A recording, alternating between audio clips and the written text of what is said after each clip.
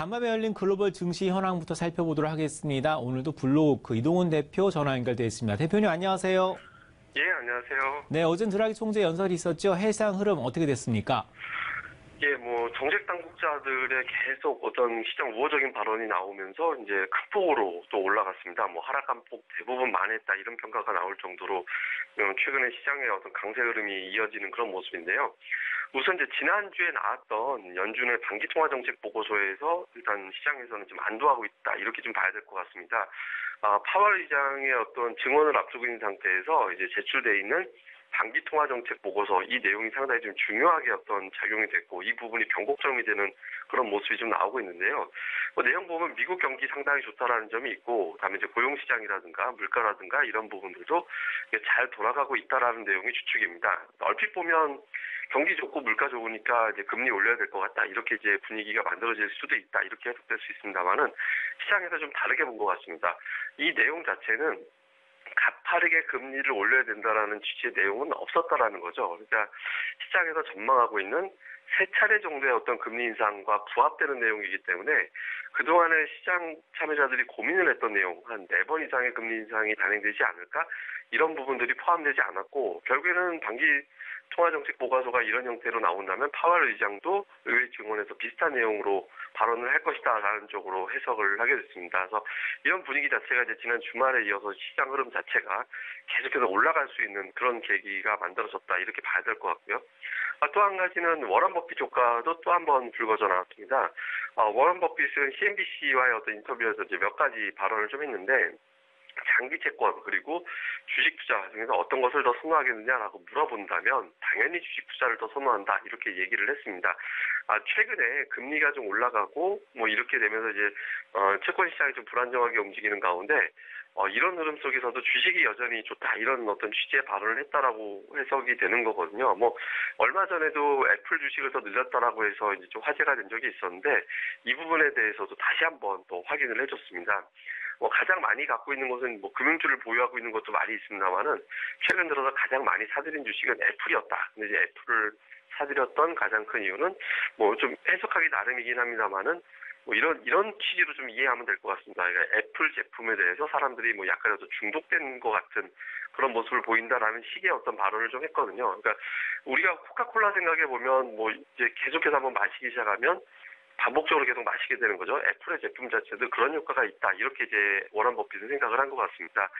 이 내용을 생각해 보면 애플의 실적은 앞으로 계속 좋아질 가능성이 높다라고 해석이 되는 거고, 계속해서 주식시장에서는 애플의 선호도가 올라갈 수밖에 없고 주가가 또 올라가게 된다면 애플에 공급하는 다양한 업체들도 수혜를 받게 될 것이고, 그리고 애플 제품 자체가 이제 $100,000를 넘나드는 그런 고가 제품이기 때문에 경기가 좋을 때만 이 제품에 대한 수요가 늘어날 수 있다라고 해석을 하거든요.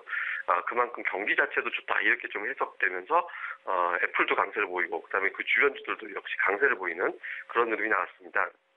그리고 이날 나왔던 경제 지표도 좀 주목해 볼 만한데요. 1월 신규 주택 판매가 7.8%나 감소를 했습니다. 예상치가 3% 증가 전망을 했었거든요. 근데 감소하는 그런 데이터가 나오다 보니까 지금 주택 판매라는 것 자체는 이제 주택을 구입할 때는 대체로 대출받아서 구입을 하거든요. 근데 금리가 올라가게 되면 주택을 구매하는 사람이 좀 떨어지게 되고, 그럼 주택 가격이 역시 떨어지게 되겠죠. 이렇게 되면 자산 가치 떨어질 때 소비가 감소하는 그런 특성을 보이는 게 미국 경제 특성이거든요. 이런 걸 감안해 볼 때 가파른 금리를 가파르게 올리기에는 상당히 어려워지지 않겠느냐 이런 어떤 식으로 해석이 됐습니다. 이렇게 되면서 지표가 좀 부진하게 나오긴 했지만 이 부진하다라는 지표 쪽에 주목한 게 아니라 금리 정책을 공격적으로 해나가기는 좀 어렵다 이런 식으로 이제 해석이 되면서 역시 이제 주식시장에는 좀 우호적으로 오히려 작용이 되는 그런 모습을 보였습니다.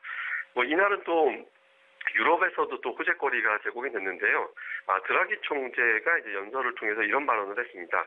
경제 좋은데 그런데 부양책은 유지하는 것이 좋겠다 이런 취지의 발언을 했는데요.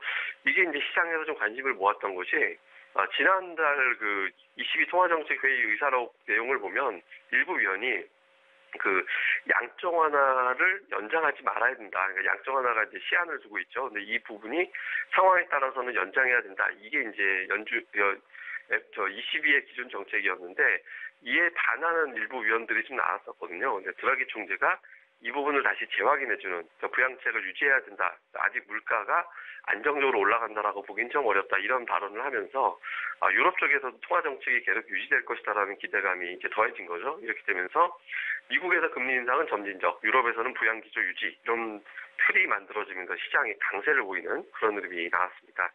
뭐 지표들도 좀 안정되는 그런 모습이 나왔는데요. 달러화 같은 경우는 소폭 하락했습니다. 0.04% 정도 하락하면서 달러 인덱스가 89.84 정도로 이제 마감이 됐는데 뭐 지금 달러는 크게 올라가기도 쉽진 않죠. 이게 지금 점진적인 금리 인상이 예고된 상태고 그리고 그렇다고 또 많이 하락하기도 어려운 게 3월 FOMC에서는 금리 인상이 유력하다라고 보여지는 자리이기 때문에 현재 구간에서 좀 안정될 가능성이 높지 않을까 이렇게 보는 시각이 많습니다. 그래서 달러는 현재 수준 유지될 가능성이 높아 보이고요. 국제 유가는 뭐 소폭 올랐습니다.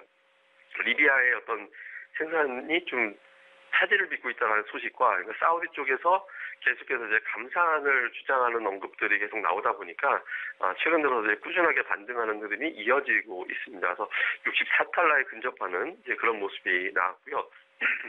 그리고 이제 변동성 지수 같은 경우는 좀 하락해서 상당히 좀 안정되고 있습니다. 이거 뭐 엄청나게 급등을 했던 걸 감안해 보면 상당히 좀 안정된 건데 3.88%나 하락을 해서 15.85. 지금 이제 뭐 15대까지 내려왔으니까 이제 주식시장은 상당히 안정된 게 이제 당연한 거죠. 이거 참고로 20이 넘어가면 주식시장이 좀 불안정한 거고요. 지금 현재 구간에서 좀 안정됐다 이렇게 봐야 되거든요. 그래서 어쨌든 극단적인 어떤 변동성 상황은 벗어나 있는 상태다. 우리가 좀 이렇게 봐야 될 것 같고요. 야간 선물은 오래간만에 외국인들이 1000계약 이상 매수했습니다. 1227계약 정도 매수하는 가운데 0.46% 정도 올라갔는데 우리 시장이 미증시 상승 영향으로 좀 초반에 강세 보이면서 출발 가능성 외국인 투자자들은 이렇게 이제 무게를 뒀고 그 폭이 대략적으로 한 10포인트 정도의 상승 요인은 안고 출발하는 것 같다 이렇게 이제 외국인들은 이제 전망을 한 것 같습니다.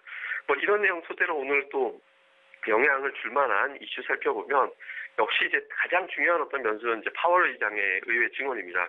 그러니까 당초보다 이제 하루 앞당겨서 이제 일정이 잡힌 걸로 알려졌는데 지금 현재로서는 그 방기통화정책 보고서 내용과 크게 다르지는 않을 것 같습니다. 근데 어쨌든 파월 의장이 미국 경제에 대해서는 긍정적인 평가를 하고 물가에 대해서도 뭐 비교적 우호적인 발언을 하되 정책에 대해서는 조금 점진적인 금리 인상 이쪽으로 이제 무게를 둘 경우에는 시장에서는 당연히 또 안정될 가능성이 높고요. 실제로 그렇게 될 가능성이 높습니다. 그러니까 최근에 미국 연준 인사들의 발언, 오늘도 뭐 일부 위원들의 어떤 블러드 총재라든가 이런 사람들의 발언은 뭐 미국의 어떤 금리 인상이 너무 빠른 것 같다 이런 취지의 발언도 나오고 있거든요. 그러니까 뭐 대체로 보면 최근에 연준 인사들 대부분 다 가파른 금리 인상에 대해서는 좀 반대하는 목소리들이 좀 나오고 있고 파월 의장 자체가 약간 성향이 비둘기파적으로 알려져 있기 때문에 시장의 기대치에 좀 충족되는 그런 발언을 할 가능성이 높습니다. 그래서 지금 금리를 자극하거나 아니면 이제 주식시장을 좀 하락을 유도할 만한 발언이 나오지는 않을 것으로 보여지기 때문에 현재로서는 뭐 파월 의장의 바로 직원 자체가 중요한 일정이긴 하지만 시장에 그렇게 큰 타격을 줄 만한 이벤트로 지나가지는 않을 것 같다. 이렇게 봐야 될 것 같고요. 또 한 가지는 미국 시장에서 강세를 보이는 종목들 주목해 볼 필요가 있는데요.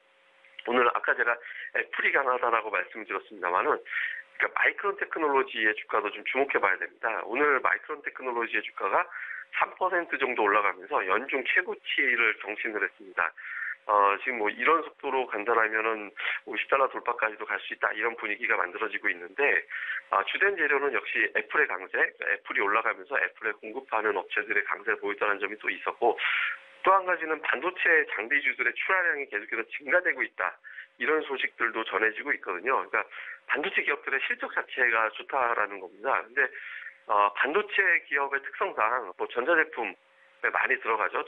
전기전자적으로 작동하는 제품에 많이 들어가는데 이 제품은 말 그대로 경기가 좋을 때, 경기가 활성화됐을 때 많이 팔리는 제품이잖아요. 그러니까 시장의 흐름 자체가 그동안의 어떤 금리라는 변수에서 지금은 완전히 기업들의 실적 그리고 이제 경기가 좋다라는 쪽으로 이동해 갔다라는 것을 알려주는 그런 시도가 되거든요. 그리고 지난주에 HP, 그러니까 휴렛패커드 실적 발표 이후에 휴렛패커드의 강세가 이어지고 있고 뭐 PC 잘 팔리면 역시 거기에 딸려가는 반도체도 당연히 또 잘 팔리게 되는 거기 때문에 이 부분을 감안해 볼 때 미국 증시의 어떤 메인 재료 자체가 지금 바뀌어 있다라는 것을 암시를 한다라고도 볼 수 있습니다. 그래서 마이크론 테크놀로지가 계속 이런 형태로 좀 강세를 보인다면 특히 우리 시장, 뭐 SK하이닉스를 비롯해서 우리 시장에도 좀 영향을 줄 수 있는 중요한 어떤 종목이 되는 거고 또 주도주의 어떤 판을 깔아줬다라고 해석될 수 있으니까 마이크론 테크놀로지의 주가 흐름 계속해서 좀 주목해 볼 필요가 있고요. 또 이제 오늘 나오는 지표들도 좀 주목해서 봐야 됩니다.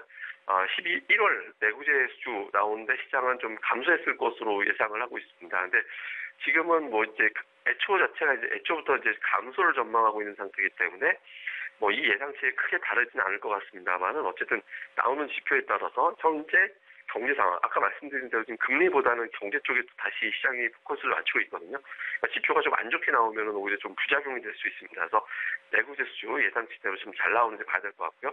또 하나는 12월 주택가격지수. 그러니까 아까 제가 그 기존 주택 판매 자체가 좀 신규 주택 판매가 예상치보다 하회했다라고 말씀을 드렸는데 주택 가격 자체도 떨어지는 형태가 나오게 되면 물론 이제 좋게 보면 금리 인상이 지연된다라고 볼 수는 있지만 주택시장 위축은 결국에는 또 그 소비의 감소로 또 연결지어서 시장에서는 해석을 하게 되거든요. 그래서 주택 가격 지수가 너무 또 안 좋게 나오는 것도 부담이 될 수 있으니까 오늘 예상치대로 좀 나오는지 전월 대비 0.4% 정도 올라갔을 것으로 예상하고 있는데 이 예상치에 좀 부합하는 내용이 나오는지 이 내용도 주의 깊게 잘 살펴보는 게 좋겠습니다.